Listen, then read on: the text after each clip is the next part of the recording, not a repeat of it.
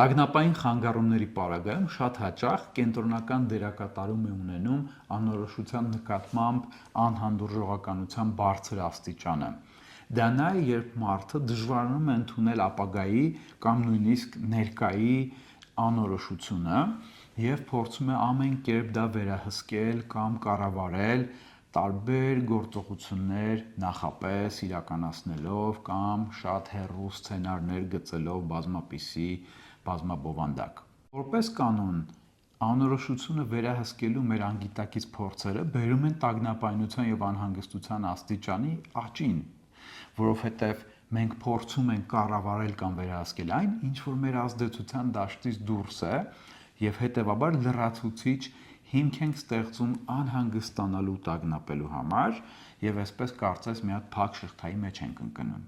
Լուծումը ոչ թե վերահսկման կամ կառավարման ավելի լավ և արդյունավետ մեթոդների փնտրտուքների մեջ է կամ դրանց զարգացման մեջ է, որը անհնար է, որտեղ ինչ-որ պահից դադարելու է աշխատել, այլ անորոշության նկատմամբ հանդուրժողականության աստիճանի զարգացումն է կամ մեծացումը, եթե կարելի է այդպես ասել։ Եվ մենք կարող ենք դրա համար անել հետևյալ 5 քայլերը, որոնք կարող եք գտնել օրինակ տագնապամարիչ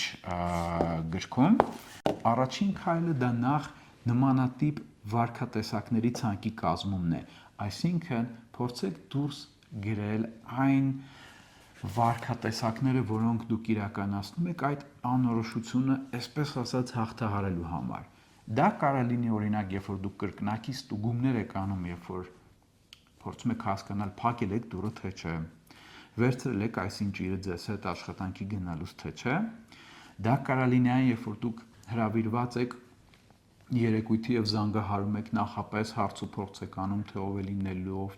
ով չի լինելու, որտեղ եք նստելու, ժամը քանիսին է ավարտվելու, ճաշատեսակների, կերակրատեսակների մեջ կան արդյոք ալերգեններ, թե ոչ, կարող են լինել բազմաթիվ էլի նման օրինակներ։ Երկրորդ քայլը դա նա է, որ ձեր արդեն իսկ նշված ցանկում փորձեք հասկանալ, թե որ գործողությունն է իր մեջ ավելի շատ տագնապ հարուցող։ Կարող եք գնահատել, օրինակ, տոկոսներով կամ 0-ից 10 բալային համակարգով, թե որ գործողությունը չանելու դեպքում ձեզ մոտ տագնապայնությունը բարձր կլինի և որքան բարձր կլինի, ասենք 10-ից 8 կամ 80%։ Երրորդ քայլը դա անորոշության նկատմամբ մարզվելն է, այսինքն երբ որ դուք փորձում եք արդեն բացահայտման թերապիայի տրամաբանությամբ գնալ ընդառաջ ձեր անորոշությանը։ Այս պարագայում առաջին քայլում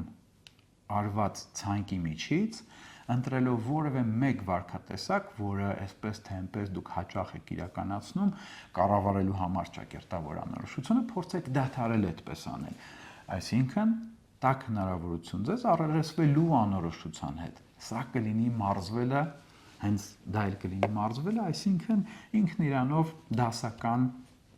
կենդանի բացահայտման տեխնիկան է, նույն exposure therapy կամ բացահայտման թերապիայի տարատեսակներից է։ Չորրորդ քայլը, որն անհրաժեշտ է անել, դա գրի առնելն է հետևյալ հարցերին պատասխանելով, թե մասնավորապես ինչ արեցիք, այսինքն ինչպես գնացիք ընդառաջ, ինչին գնացիք ընդառաջ, ինչպես եք ձեզ զգում դա անելիս, դա ավելի դժվար էր, քան մտածում էիք, թե ավելի հեշտ էր, ինչ տեղի ունեցավ, այսինքն լավ, իսկ ինչ արդյունքներ եղան, վատ ավարտվեց, լավ ավարտվեց, ինչ որ վատ բաներ տեղի ունեցան, թե չէ, և նկարագրեք ինչպես ամենն ընթացավ, եթե ամեն ինչ ընթացավ ոչ այնպես, ինչպես պլանավորել էիք։ Գրի առնելով ձեր կոնկրետ փորձը, դուք կունենաք հնարավորություն ժամանակի ընթացքում տեսնելու և համեմատելու, թե նախ ինչպես են ձեր կանխատեսումները տարբերվում իրականությունից, որպես կանոն կանխատեսումները ավելի այսպես կատաստրոֆիկ են։ Եվ երկրորդը դուք կկարողանաք տեսնել, թե ինչպես են ժամանակի ընթացքում տարբերվում ձեր տագնապային դրսևորումները և գնահատականները։ Եվ հինգերորդը դա այն է, թե ինչ եղավ արդյունքում։ Այն դեպքերում, երբ որ դուք գնացիք ընդառաջ ձեր անորոշությանը եւ տեղի ունեցավ այն ինչ որ չէիք ուզենա տեղի ունենալ, օրինակ դուք մոռացաք ի վերջո ձեր բանալիները տանը, որովհետեւ որոշել եք կրկնակի ստուգումներ չանել, ապա փորձեք մտածել, թե լավ, իսկ ինչ եղավ արդյունքում, ինչ որ կատաստրոֆիկ բան տեղի ունեցավ, արդյոք դա շատ վատ էր, թե վատ էր պարզապես եւ ինչ պահանջվեց ձեզ այն շտկելու համար, որովհետեւ հնարավոր է որ արդյունքում դուք տեսնեք, որ նույնիսկ եթե տեղի ունենա այն, ինչը որ դուք չէիք ցանկանա ու դրա համար է, որ այդպես կրկնակի ստուգումներ եք անում կամ այլ քայլեր, որ այն թե ինչ տեղի ունեցավ, որը չէիք ցանկանա, գուցե